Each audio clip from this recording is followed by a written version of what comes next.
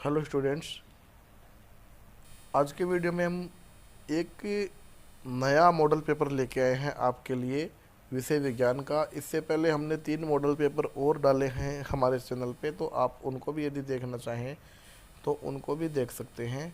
साथ ही एक बात हम यहाँ आपको बता दें, ये जो मॉडल पेपर है ये आपकी सहायता के लिए बनाए गए हैं ताकि आपको जो परीक्षा का पैटर्न है वो पता लगे, परीक्षा में किस किस प्रकार के प्रश्न आएंगे वो आपको पता लगे। बिल्कुल जो नया पाठ्यक्रम है, या फिर नया नहीं कहें तो कोविड काल के कारण पाठ्यक्रम को कम कर दिया गया था 30%, तो आपके लिए नए पाठ्यक्रम के हिसाब से ही ये बनाए गए हैं।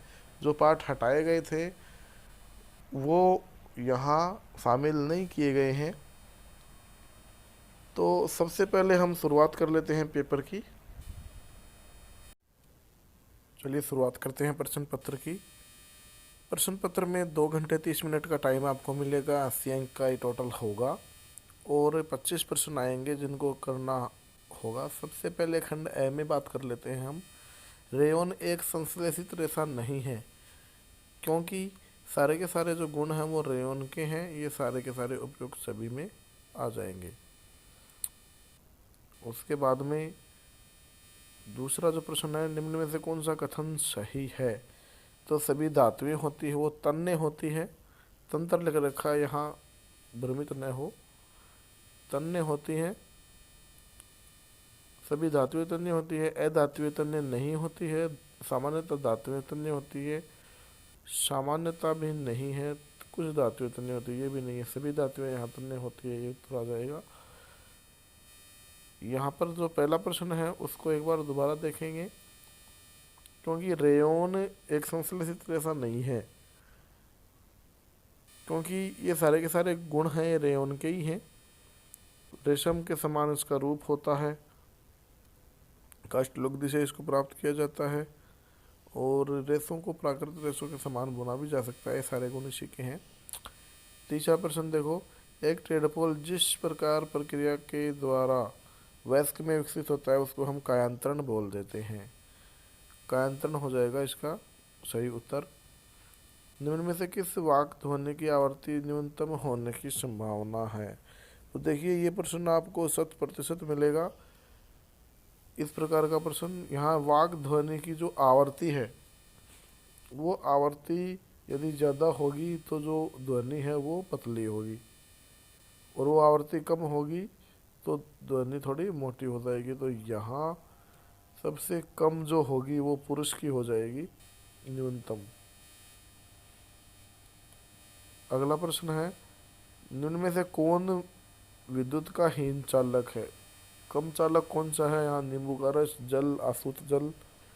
तो यहाँ कम चालक हो जाएगा, बिल्कुल जो चालन नहीं करेगा वो आसूत जल यहाँ सही उत्तर आ जाएगा।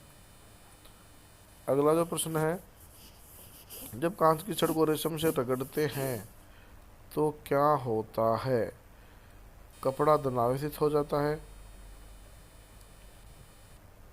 तो यहाँ जो रगड़ने का जो प्रोसेस है वो हम इस प्रकार से समझेंगे कि कपड़े को यदि रगड़ा जाता है तो कपड़े के ऊपर जो आवेश है वो कौन सा आएगा, इसमें हम देखेंगे। यहाँ आप लोग देख पा रहे हैं कि आवेश को समझने के लिए यहाँ एक मान्यता बताई गई है कि एक मान्यता के हिसाब से जो रेशम है, रेशम से यदि कांच की छड़ रगड़ी जाएगी तो छड़ के द्वारा कांच का जो आवेश होगा वो तो प्लस होगा और कपड़ा जो होगा वो माइनस होगा। तो यहाँ पर हमको ये ऑप्शन ढूंढ लेना है। तो ये ऑप्शन यहाँ मिलेगा हमको। रेशम की जो छड़ है वो धनावेशित हो जाती है तथा कपड़ा ऋणावेशित हो जाता है। ये जो आंसर है बे का आंसर यहाँ सही हो जाएगा।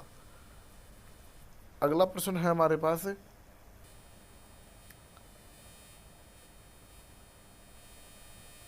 निम्न में से कौन सा सौर परिवार का सदस्य नहीं है?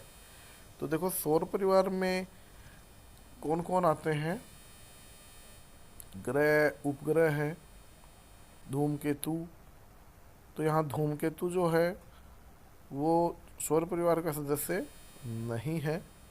क्षुद्र ग्रह भी सौर परिवार में समाहित कर लिए जाते हैं। अगला प्रश्न है, वाहनों के लिए सबसे कम प्रदूषक ईंधन कौन सा है? तो यहाँ हम कम प्रदूषक ईंधन है वो लिख देंगे CNG। CNG सबसे कम प्रदूषक ईंधन है। विशेष क्षेत्र में पाई जाने वाली जाति कहलाती है विशेष क्षेत्रीय जाति। विशेष क्षेत्र में पाई जाने वाली जाति। यहाँ कैरम बोर्ड पे पाउडर छिड़कने से जो घर्षण है वो कम हो जाता है। किसी विलयन से विद्युत धारा प्रवाहित करने पर उत्पन्न जो प्रभाव होता है वो हमारा रासायनिक प्रभाव हो जाता है। रासायनिक प्रभाव हम यहाँ भर देंगे। अगला है, सिंचाई किसे कहते हैं? सिंचाई की जो दो पद्धति है वो बतानी है हमको। 3 नंबर का ये प्रश्न है। तो इसके लिए तो यहाँ सिंचाई कहते किसे हैं? तो नॉर्मली जो पौधे हैं खड़े हुए फसल के रूप में, उनमें पानी देना सिंचाई कहलाता है। और सिंचाई में जो आधुनिक विधियां हैं, पहला तो है छिड़काव तंत्र और दूसरा है अपना जो ड्रिप तंत्र है वो।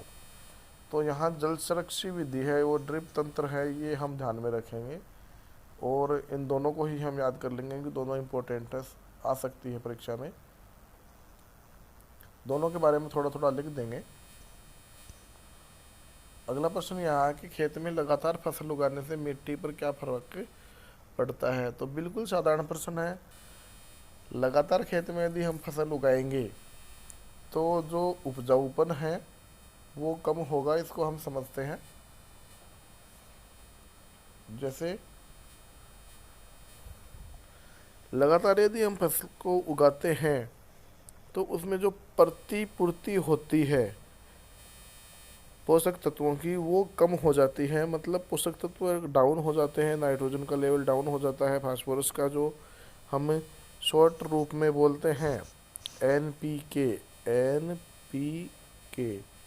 इसका जो लेवल है वो डाउन हो जाता है और हमारे पौधे हैं वो कंप्लीट अच्छे तरीके से नाइट्रोजन का फिक्सेशन भी नहीं कर पाते। इसलिए विशेष रूप से जो फसल चक्र है उसका हम पालन करें।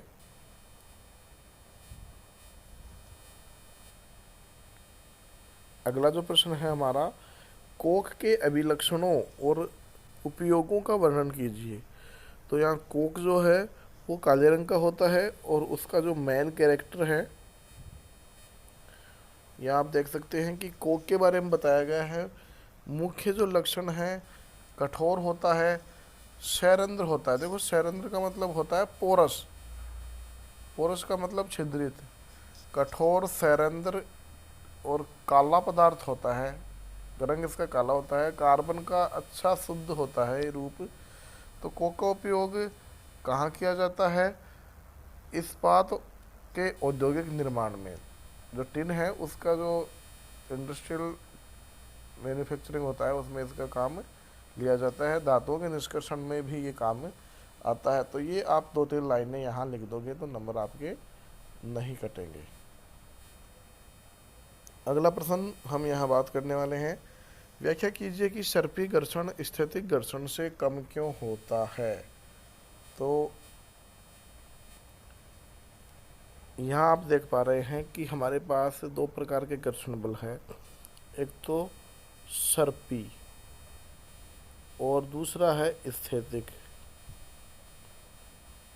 तो सर्पी जो घर्षण होता है वो तो लगता है कोई भी वस्तु जब गति करना प्रारंभ कर देती है तब, और जो स्थैतिक घर्षण होता है वो तब लगता है जब वस्तु स्थिर है, जो रुकी हुई होती है तब वो काम करता है। तो यहाँ पर देखो जो स्थैतिक घर्षण है उसको तोड़ने के लिए, अर्थात जो वस्तु गति नहीं कर रही है उसको गति कराने के लिए ज़्यादा बल की आवश्यकता होगी, ज़्यादा घर्षण वहाँ काम करेगा, इसलिए इसका मान हमेशा ज़्यादा होगा इससे।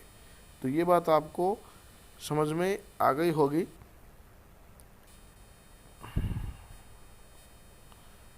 अगला प्रश्न हम यहाँ लेते हैं कि भारत के उन 3 स्टेट्स की सूची बनाइए जहाँ पर भूकंप के झटके सबसे अधिक संभावित है, जहाँ भूकंप आने की संभावना सबसे ज़्यादा है। तो यहाँ हम बात करने वाले हैं। ये डायग्राम जो आप देख पा रहे हैं इंडियन मैप है। तो यहाँ आपको देखने को मिल सकता है कि भूकंपी जो क्षेत्र है, भ्रंश क्षेत्र हम जिसको बोलेंगे, वो कौन कौन से हैं। यहाँ कश्मीर है पहला तो, और दूसरा जो केंद्रीय हिमालय है, और उत्तर पूर्व का जो एरिया है, और पश्चिमी केंद्रीय हिमालय कच्छ का रण है। तो यहाँ कच्छ का रण जो गुजरात में आता है, और राजस्थान का जो गंगा सिंधु मैदान है, तो यहाँ राजस्थान में हम बता देंगे। तो ये 2-3 स्टेट्स के नाम आप यहाँ लिख दोगे। ये देखिए यूरेशियन प्लेट और तिब्बत का पठार यहाँ शो कर रखा है। तो ये 2 नाम आप लिख दोगे तो आपके नंबर यहाँ आ जाएंगे। अगला प्रश्न हमारा है कि ताजमहल की सुंदरता पर बढ़ते संकट के ऊपर प्रकाश डालना है। तो ताजमहल का जो संकट है उसके लिए मुख्य रूप से जिम्मेदार कौन है, उसकी बात हम, तो यहाँ पर देखिए बुक में आपको क्लियर दे रखा है कि एक स्पेशल स्टडी है ताजमहल की। तो ताजमहल को मुख्य रूप से जो प्रभावित करते हैं वो कई कारक हैं। यहाँ जो आगरा के चारों ओर है, आगरा के चारों ओर जो रबड़ प्रक्रमण है, स्वचालित वाहन है, रसायन है, विशेषकर मथुरा की जो तेल वृक्षकरण की जो फैक्ट्रियां हैं वो है NO2 के प्रदूषकों को उत्पन्न करते हैं। और ये जो प्रदूषक हैं NO2, ये वायुमंडल की जो सल्फ्यूरिक अम्ल और नाइट्रिक अम्ल बनाते हैं। जो अम्ल वर्षा के लिए जो मुख्य उत्तरदायी है HNO2 HNO3, ये मुख्य रूप से उत्तरदायी है अम्ल वर्षा के लिए। तो इनका निर्माण यहाँ हो जाता है। और जब ये दोनों के दोनों अम्ल, एक अम्ल और है इनमें H2SO4, तो ये सारे अम्ल जब नीचे आते हैं तो जो ताजमहल है वो अपना बना हुआ है मार्बल का, मार्बल के नुकसान पहुंचाते हैं मार्बल को, ये पीला कर देते हैं उसको। तो इसलिए मुख्य रूप से ताजमहल को जो प्रभावित करते हैं ये चीज़ें प्रभावित करती है, ये आप लिख दोगे।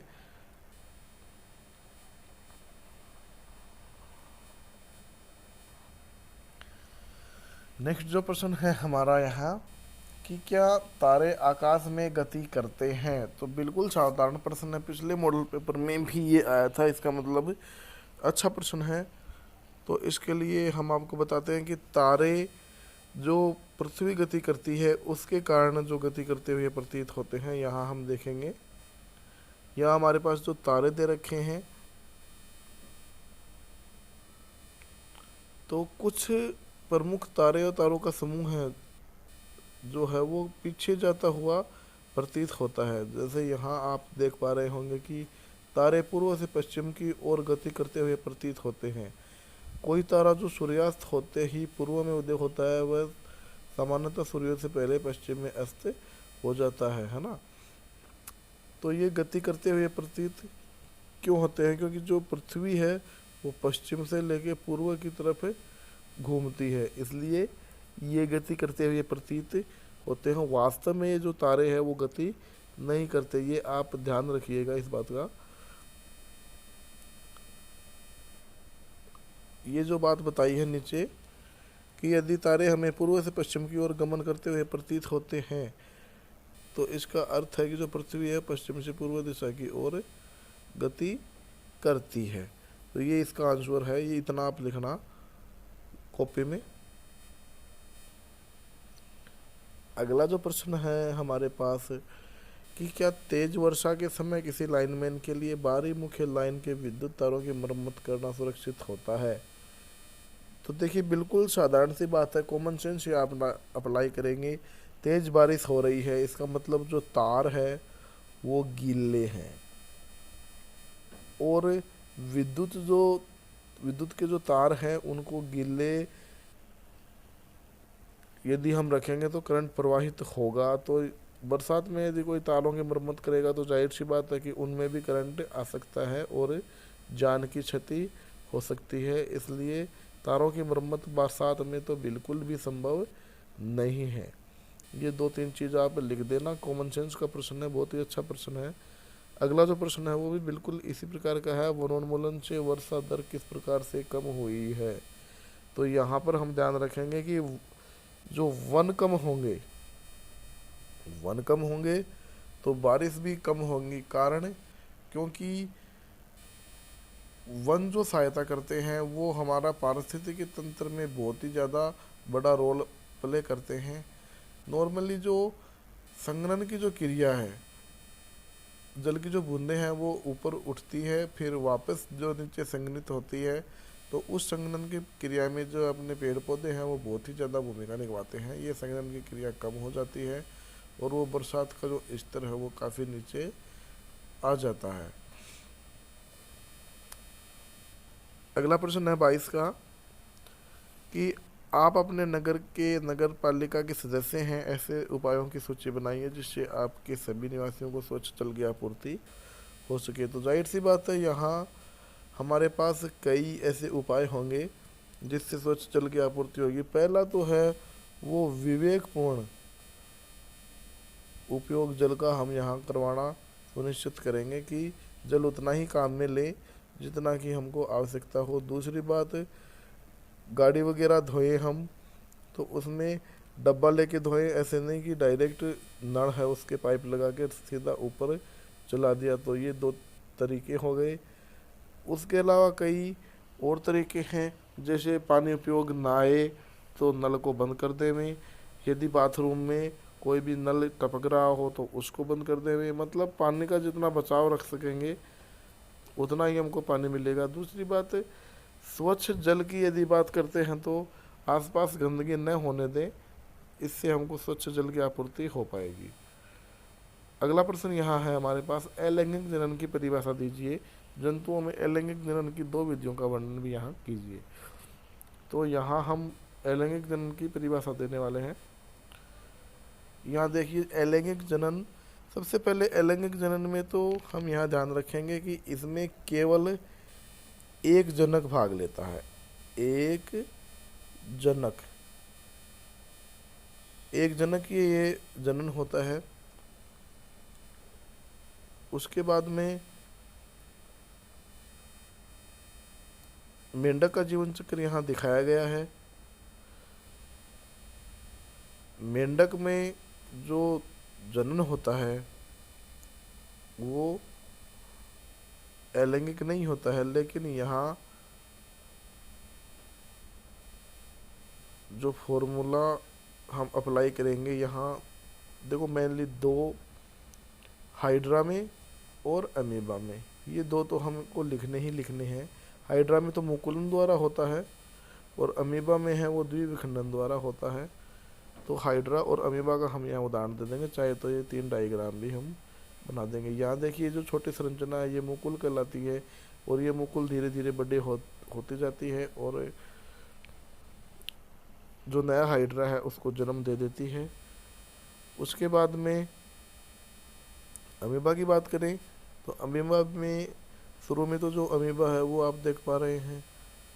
उसके बाद में धीरे धीरे इसका केंद्रक विभाजित होता है, केंद्रक 2 भागों में बढ़ जाता है। उसके बाद में जो कोशिका द्रव्य है वो भी बढ़ना शुरू हो जाता है और दूसरा अमीबा बन जाता है। इसको हम द्विविखंडन कहेंगे। तो ये सारी की सारी चीज़ें हैं जो आप यहाँ लिख पाओगे। अगला प्रश्न है, अपने वातावरण में ध्वनि प्रदूषण के स्रोतों की सूची बनाएं। और दूसरा प्रश्न है कि ध्वनि प्रदूषण मानव के लिए किस प्रकार से हानिकारक है। दोनों प्रश्न एक ही पाठ में से हैं और दोनों एक दूसरे से कनेक्टेड भी हैं। तो सबसे पहले तो हम ध्वनि प्रदूषणों की जो कारक है उसकी सूची बना लेते हैं। सबसे पहला जो ध्वनि प्रदूषण का कारण है वो है वृक्षारोपण में कमी। वृक्षारोपण कम है इसलिए ध्वनि प्रदूषण ज़्यादा है। कारण क्योंकि हम जानते हैं कि जो वृक्ष है वो ध्वनि का अवशोषण भी करते हैं, इसलिए वृक्षारोपण सबसे पहली शर्त है। दूसरी, यहाँ जो कल कारखाने हैं उनसे जो ध्वनि पैदा होती है वो ध्वनि। उसके बाद में उसके बाद में देखो हम यहाँ बता सकते हैं कि ऊंची आवाज़ में चलाएगा। टीवी भी ध्वनि प्रदूषण कर सकता है। रसोई घर के कुछ उपकरण हैं जैसे मिक्सी है, ये भी ध्वनि प्रदूषण कर सकते हैं। कूलर हमारा ध्वनि प्रदूषण कर सकता है। एसी से भी ध्वनि प्रदूषण हो सकता है। तो ये सारे के सारे सोर्स हैं। उसके बाद में ध्वनि प्रदूषण से हानियाँ क्या होती है वो देख लेते हैं।